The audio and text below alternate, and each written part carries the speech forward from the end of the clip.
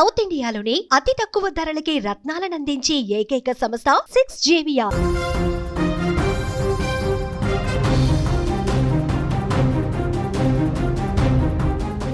కేవలం 38 గజాల చిన్న స్థలం, దానికి మరో 10 గజాల నాలాను కబ్జా చేసి ఏకంగా 7 అంతస్తుల భారీ భవన నిర్మాణానికి శ్రీకారం చుట్టాడు.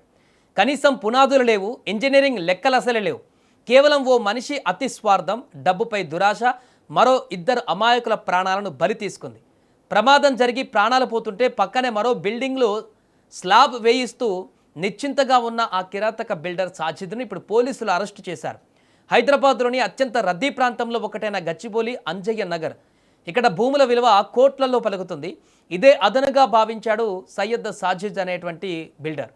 అతని దగ్గర ఉన్నది కేవలం 38 గజాల సొంత స్థలం మాత్రమే. కానీ అక్కడ ఒక చిన్న ఇల్లు కట్టుకోవడానికి బదులుగా పక్కనే ఉన్న ప్రభుత్వ నాలాను మరొక 10 గజాలు ఆక్రమించి మొత్తం 48 గజాల పరిధిలోనే ఏకంగా 7 అంతస్తుల భవనాన్ని లేపాలని డిసైడ్ అయ్యాడు.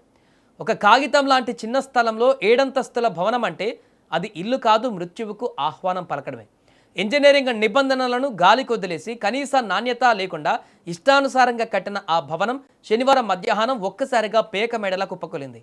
క్షణాల వ్యవధిలో ఆ భారీ నిర్మాణం నేలమట్టం కావడంతో ఆ ప్రాంతం దట్టమైన ధూళితో నిండిపోయింది. ఈ పెను ప్రమాదంలో 2 అమాయక కూలీలు శిథిలాల కింద చిక్కుకొని ప్రాణాలు కోల్పోయారు. వందలాది మంది ఆశలు, భవిష్యత్ ఆ శిథిలాల కింద సమాధయ్యాయి. క్షణాల వ్యవధిలో బిల్డింగ్ కూలిపోతున్న దృశ్యాలు వైరల్గా మారాయి. అయితే ఈ కేసులో మరో ట్విస్ట్ ఏంటంటే, తన మొదటి భవనం కూలిపోయి 2 ఇప్పటికే చనిపోయారన్నటువంటి భయంతో ఆ బిల్డర్ సాజిద్కు కుంచిత్తైనా కూడా లేదు. అదే ప్రాంతంలో తాను నిర్మిస్తున్న మరో అక్రమ భవనానికి 6వ అంతస్తు స్లాబ్ పనులు చేయిస్తూ అతడు ఎంతో నిశ్చింతగా, ప్రశాంతంగా ఉన్నాడు. ప్రమాద తీవ్రత, నష్టం, ప్రాణ నష్టం గురించి తెలిసిన వెంటనే పోలీసులకు దొరకకుండా తన ఫోన్ను స్విచ్ ఆఫ్ చేసి పరారయ్యేందుకు ప్లాన్ చేశాడు.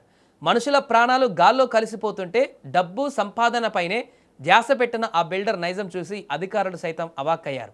ఈ దారుణంపైన సమాచారం అందుకున్న వెంటనే రాయదుర్గం పోలీసులు రంగంలోకి దిగారు.